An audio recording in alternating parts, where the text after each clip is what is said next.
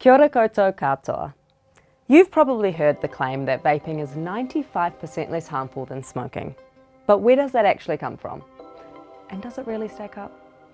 This claim is usually traced to a report by Public Health England way back in 2015, but they got that figure from research a year earlier.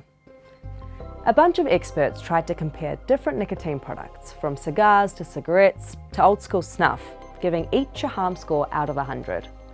Cigarettes were rated worst at 99.6, while vaping scored a 4.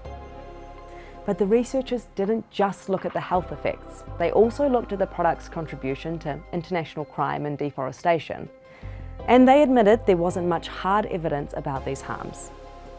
So, that 95% figure is not an accurate assessment of the health harms of vaping versus smoking.